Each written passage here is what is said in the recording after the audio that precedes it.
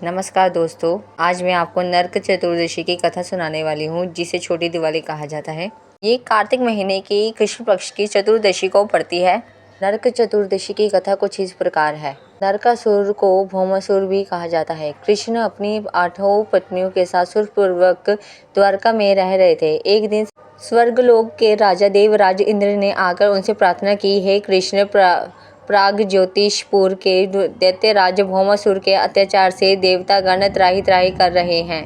क्रूर भौमासुर ने वरुण का चक्र, अदिति के कुंडल और देवताओं की मणि छीन ली है और ये त्रिलोक विजयी हो गया है। इंद्र ने कहा, भौमासुर ने पृथ्वी के कई राज्यों और आमजनों की अति सुंदर कन्याओं को हरण कर उन्हें अपने यहाँ बंदीगृह में डाल रखा है। कृपया आप हमें बचाइए प्रभु। इंद्र की प्रार्थना स्वीकार करके श्री कृष्ण अपनी प्रिय पत्नी सत्यभामा को साथ लेकर गरुड़ पर सवार हो प्रयाग ज्योतिषपुर पहुंचे। वहां पहुंचकर भगवान कृष्ण जी ने अपनी पत्नी सत्यभामा की सहायता से मूर दैत्य सहित मूर के 6 पुत्रोत्तम अंतरिश्रवण, भीमासुर, नभश्राव और अरुण का संहार किया।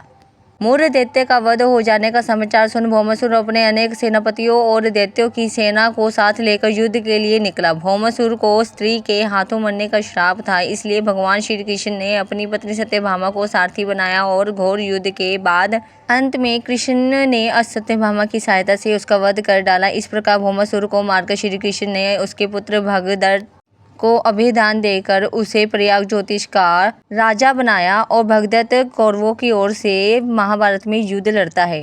जिस दिन श्री कृष्ण ने भौमासुर का वध किया था, उस दिन कार्तिक माह की चतुर्दशी थी, इसलिए उसे नरक चतुर्दशी भी कहा जाता है। इस दिन श्री कृष्ण जी ने भौमासुर का वध करके 16,000 महिलाओं को मुक्त कराया था। इस खुशी में सभी जगहों पर दीप जलाया गया था।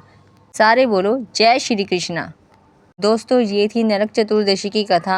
आप लोग नरक चतुर्दशी के दिन इस कथा को जरूर सुनिएगा, यानी कि छोटी दिवाली के दिन इस कथा को जरूर सुनिएगा। आपकी सारी मनोकामना पूरी होगी। राधे राधे।